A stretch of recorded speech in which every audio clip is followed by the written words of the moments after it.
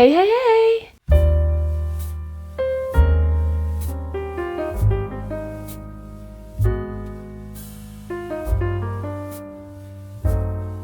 J'espère que vous allez bien, moi ça va super méga giga bien. On se retrouve dans une nouvelle vidéo dans un nouveau décor. Comme vous avez pu le constater, j'ai déménagé. Vous l'avez pas constaté, je vous le dis, mais bref, c'est un nouveau décor derrière moi. Maintenant, ce sera cette bibliothèque-là que vous verrez dans mes fonds. Sachez que j'en ai une autre de l'autre côté de la pièce, mais que j'ai décidé de tourner devant celle-là parce que je suis un peu plus à l'aise. Donc voilà, j'espère que ce nouveau décor vous plaira.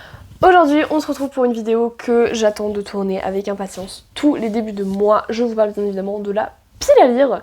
On est au mois d'octobre et Dixit, mon mois préféré, mais absolument favori pour la lecture, parce que c'est à ce moment-là que je lis toutes mes sagas préférées et que je lis énormément de fantasy.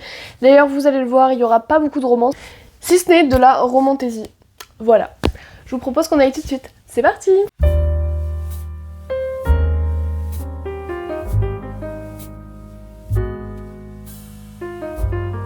On va commencer tout de suite avec un livre que je n'ai pas encore en ma possession parce que j'attends un swap. D'ailleurs, je vous en ferai une vidéo YouTube bien évidemment. Il s'agit du tome 12 de l'épouvanteur, déjà, j'en suis déjà au tome 12, de Joseph Delaney, Alice et l'épouvanteur. Je vous mettrai la couverture juste ici. L'épouvanteur, pour ceux qui me découvriraient, c'est une saga que je lis tous les ans à hauteur de 2 livres par an. J'en lis un au mois de mai pendant le mois de la fantasy et je lis le deuxième souvent au mois d'octobre.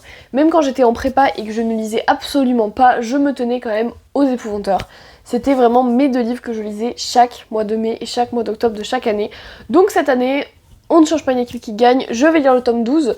Étant donné que je l'ai mis dans ma wishlist du swap, je ne l'ai pas encore acheté et je ne peux pas encore ouvrir mon swap, je l'ouvrirai que vendredi soir car c'est à ce moment-là que je serai chez mes parents. Et donc voilà, donc je n'ai pas encore acheté de peur de l'avoir en double, donc si jamais il n'est pas dans le swap, j'irai l'acheter courant du week-end. Comme ça je peux le lire le plus rapidement possible parce que ce que je fais à l'accoutumée, c'est qu'en fait je le lis dès le 1er octobre, sauf que là je ne vais pas pouvoir le faire, donc je vais devoir patienter jusqu'à vendredi, voir si je l'ai ou pas. Si je ne l'ai pas, je courrai en librairie, dès que je le vois dans une librairie, je l'achète. Comme ça je peux le lire très rapidement parce que c'est une de mes sagas préférées pour Halloween. J'ai trop hâte. Ensuite, une de mes sagas favorites aussi, pas forcément pour Halloween, mais c'est vrai que c'est une de mes sagas un petit peu du mois de la fantasy. À chaque fois, je lis un livre pendant le mois de la fantasy. Et là, je trouve que ce tome-là se prête extrêmement bien à octobre et à Halloween. Il s'agit de la saga Married to Magic. Ce tome-là, c'est un duel avec le Seigneur Vampire de Elise Kova chez Big Bang. Cette saga, je l'aime beaucoup, que ce soit un pacte avec le roi elfe, une danse avec le prince Faé, c'est une de mes sagas de romantasy préférées. C'est d'ailleurs, je pense, avec celle-ci que j'ai découvert la romantasy et que j'aime autant la romantasy, c'est grâce à cette saga. Voilà, déjà la couverture est juste absolument magnifique. C'est un vampire, c'est le clan des vampires que l'on va suivre ici. Et donc je me dis que ça ne peut que bien se prêter à la saison et au contexte qu'il y a autour d'Halloween, clairement. Je ne pouvais pas faire mieux en termes de mots dans le titre. Et puis c'est un livre que je veux lire depuis 2-3 mois déjà, donc je me dis que c'est vraiment l'occasion de le sortir et j'ai vraiment super hâte de le lire. Ensuite, un livre que vous avez vu dans la précédente pile à lire mais que je n'ai pas eu le temps de lire, en septembre je n'ai quasiment pas lu. Entre le déménagement, l'aménagement, la rentrée à la fac, etc., j'ai eu très peu de temps pour lire. Là je commence à retrouver un rythme, donc j'ai vraiment hâte de relire. Mais du coup, je me suis mis dans la pile à lire Captive de l'Impris de Marjorie Burbeau chez Addictasy. On est sur de la romantasy en one-shot. J'adore la romantasy et encore plus les one-shots. C'est aussi pour ça que j'aime cette saga-là. Parce qu'en fait, c'est une saga dans le sens où on est dans le même royaume, enfin dans le même univers divisé en plusieurs royaumes, mais on ne croit jamais les personnages d'avant et ce n'est pas une continuité. J'aime beaucoup les one-shots et les tomes compagnons parce que à la fin du livre, tu as une fin, entre guillemets, pour la relation entre les 2 personnages. C'est ce que j'aime beaucoup. Ici, je crois qu'il va y avoir une histoire de fae ou je ne sais pas trop. Non, sirène sorcière. D'accord, je suis un peu emboulée. Bon. En gros, il y a des créatures fantastiques, il y a des sorcières, etc. Donc voilà, j'ai vraiment hâte de le lire. Il y a un côté prisonnier, donc proximité forcée. C'est une des tropes que j'aime beaucoup. Bref. Tout ça pour vous dire que j'ai vraiment super hâte de le lire et que je suis capable de le commencer dès ce soir en fait. Ensuite, un livre que je traîne depuis déjà 3 pieds à lire, mais étant donné que je n'arrive pas à lire, eh ben, je peux pas le lire.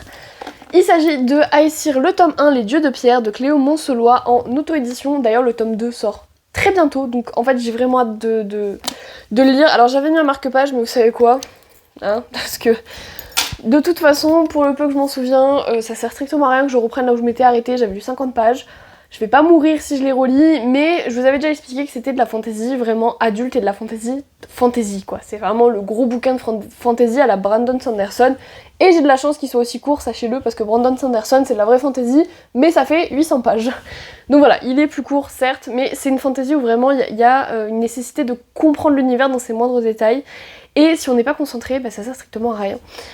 Donc c'est pour ça que je me le garde pour le mois d'octobre, qui sera un mois relativement plus calme que ce que j'ai pu connaître cet été, parce que j'ai bossé quasiment tous les jours. Là, en cumulant la fac et mon boulot, je suis à 35 heures semaine. C'est pas grand chose. Cet été, j'ai été un petit peu perdue, mais là, j'arrive à retrouver une routine. Donc je pense que je vais pouvoir me le caler quelque part, sachant qu'il me faut vraiment de la concentration pour le lire. Mais je pense que ça va vraiment bien passer. Ensuite, encore un revenant de la pile précédente. Les Royaumes de Feu, le tome 4, L'île au secret de Tweety Sutherland chez Gallimard Jeunesse. Alors au-delà de la couverture qui est orange et noire, qui me fait extrêmement penser à Halloween, on va être ici dans le royaume des ailes de nuit, qui sont les dragons un petit peu mystérieux et totalement noirs. Voilà, c'est les dragons un petit peu ténébreux de Pyria. Donc je me suis dit que le caler pour Halloween, malgré le fait que je l'ai pas lu en septembre, ce serait quand même une bonne chose, parce que du coup... Eh bien, pour Halloween, voilà, je sais pas, les ailes de nuit m'inspirent vraiment Halloween, je ne sais pas pourquoi, donc je me suis dit que c'était bien de le caler, sachant qu'en plus dans le swap, j'avais mis aussi dans ma wishlist le tome 5, donc si jamais je reçois le tome 5 dans le swap, et bien du coup je pourrais enchaîner au mois de novembre le tome 5, sinon je pense que je vais très vite me procurer le tome 5, parce que ça veut dire finir un cycle, Les Royaumes de Feu est une saga de 15 tomes divisée en 3 cycles de 5 tomes à chaque fois. Donc au moins finir un cycle ce serait vraiment cool, donc là je me rapproche de la fin du cycle. Je suis à la fois contente et à la fois très triste, mais c'est pas grave, il y a d'autres livres après.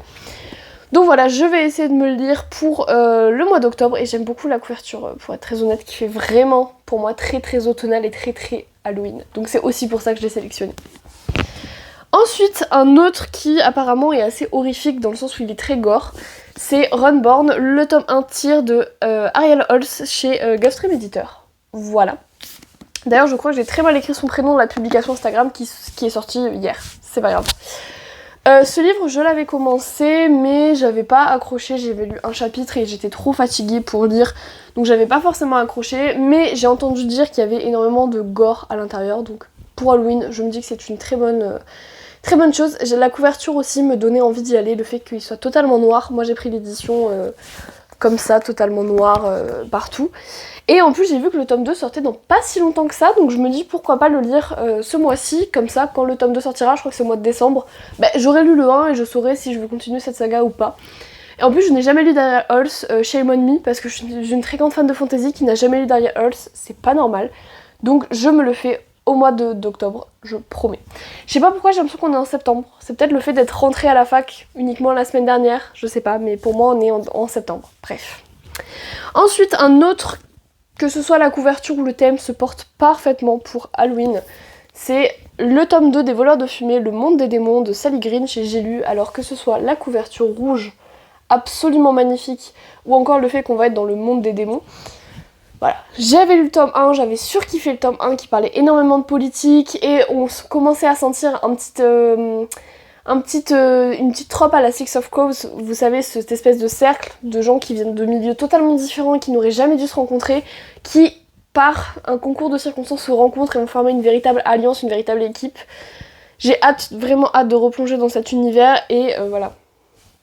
Ça se prête super bien, je trouve, au mois d'octobre. Et le fait qu'on soit dans le monde des démons aussi, ça va être un petit peu glauque, un petit peu sombre. Donc je pense que je vais vraiment adorer le lire au mois d'octobre. Voilà. Ensuite, alors là, c'est la couverture qui m'inspirait un petit peu le mois d'octobre. Il a pris très cher dans la gueule. Hein. Défier la nuit de Brigitte Kéméraire chez Rajo. Alors j'ai pris l'édition, bien évidemment, avec le jaspage. Hein. J'ai craqué mon slip, voilà. Il m'a coûté 23 balles, mais c'est pas grave. Là aussi, on va être sur de la romantaisie, je crois même un Enemies to Lovers. Il y a une histoire de mariage avec un prince. Moi déjà j'aime encore plus que le juste Enemies to Lovers et le romantaisie. Mais voilà, pour l'instant c'est tout ce que j'ai à dire. Oh, j'avais pas vu, c'est très mignon. Attendez, je vais essayer de le retrouver. Les in-têtes de chapitres sont décorées comme ça, c'est très joli. J'avais essayé de... Enfin je l'avais mis dans une pile à lire et puis je l'avais pas lu.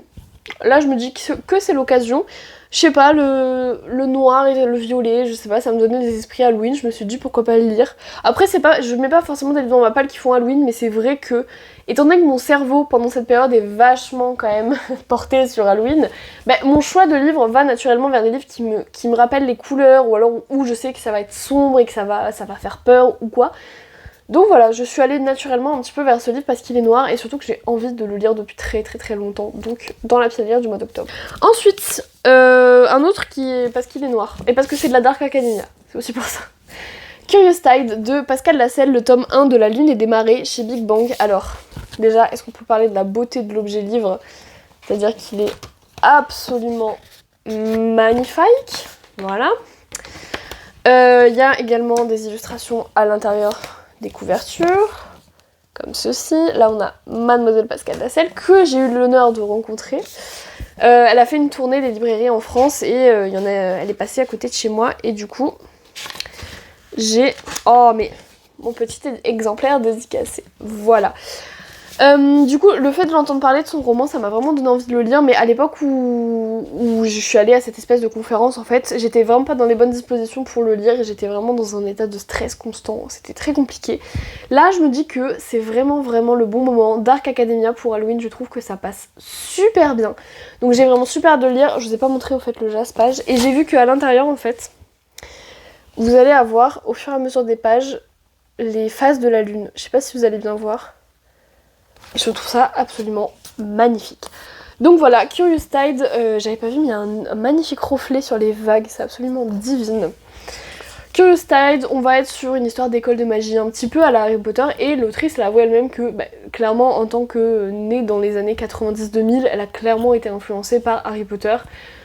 Donc voilà, moi je pense que ça peut être une très bonne lecture, j'ai vu pas mal de très bons avis dessus, donc j'ai vraiment vraiment hâte de me plonger dans ce livre-là. Les deux prochains vont être de nouveaux achats que vous verrez prochainement en point lecture, mais pour l'instant, ils sont là. J'ai acheté le tome 1 des Pierres Sacrées Down of Onyx de Kate Golden chez Olympe.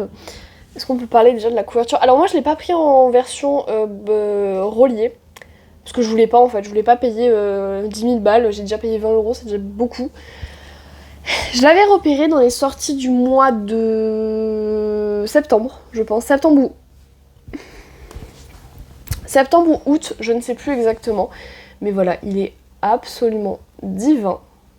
Il est absolument magnifique. Là, on va être dans une...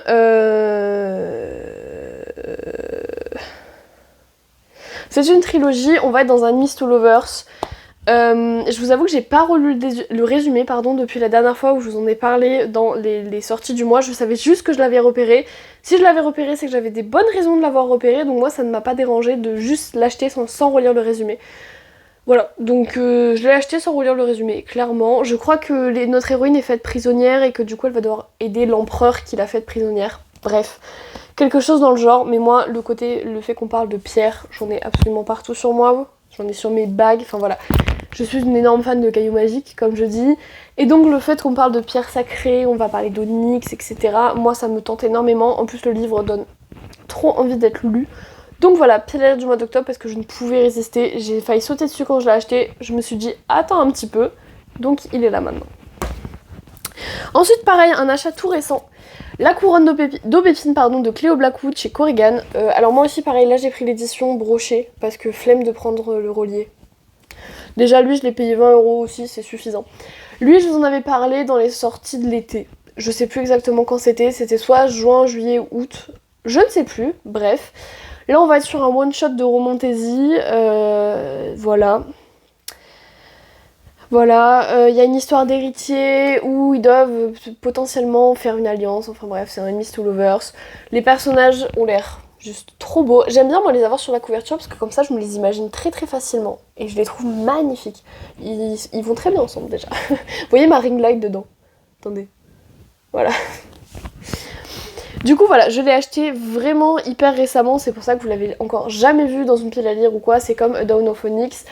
Donc voilà, je compte le lire pendant le mois d'octobre. Je sais pas pourquoi, je pense pas que là que ce soit vraiment lié à Halloween, je pense que là c'est juste moi qui ai envie de lire ce livre. Mais du coup, il est dans ma pile à lire. Et enfin, j'ai très envie de lire Les Brumes de Cendre Lune, le tome 1, Le Jardin des âmes de Georgia Caldera chez J'ai lu. Pour ceux qui n'auraient pas suivi, j'ai déjà 2 Georgia Caldera à mon actif de lus. Il s'agit de La Cité des Songes, qui est une saga qui a été un énorme coup de cœur pour moi. Mais quand je vous dis un énorme coup de cœur, c'est que vraiment j'ai juste surkiffé cette saga. Et donc là, je me suis dit on va lire du Georgia Caldera parce qu'en plus elle sort un nouveau roman au mois d'octobre. C'est une autrice que j'ai vraiment très envie de lire et de suivre en fantasy. Donc je me dis que enchaîner sur Les Brumes de Cendre Lune, elle est plus vieille, plus ancienne que La Cité des Songes comme saga. Mais la plume m'avait plu, je vois pas pourquoi sa plume aurait changé du tout au tout. Donc voilà, je compte lire Les Brumes de Cendre Lune pour préparer la sortie du prochain et surtout parce que j'ai très envie de lire du Georgia Caldera. J'ai juste adoré sa saga La Cité des Songes, j'adore sa plume, donc pourquoi se priver? Eh bien écoutez, cette vidéo est déjà terminée, j'espère que ma pile à lire vous aura plu. Alors j'essaie de tourner souvent autour de 12 livres, donc là j'en ai mis pile 12, parce que je sais que 12 livres, j'arrive à les lire quand je suis dans de bonnes dispositions. Donc je me suis dit, pourquoi pas en remettre 12? J'espère que cette vidéo, dans sa attendez, parce que le plancher est très fragile, j'ai l'impression, dès que je bouge, la ring light bouge. Bref. Donc, je vous disais, j'espère que cette vidéo dans sa globalité vous aura plu. Bien évidemment, vous aurez des vidéos un petit peu de suivi. Je vais essayer de faire quelques vlogs pendant le mois d'octobre pour que vous puissiez voir mes lectures. Et sinon, on se retrouve sur Instagram qui est dans la barre de description. Je vous dis à bientôt, je vous souhaite de passer de très bons moments, une très bonne rentrée, de très bonnes vacances scolaires, que sais-je. Et je vous dis à très bientôt. Ciao!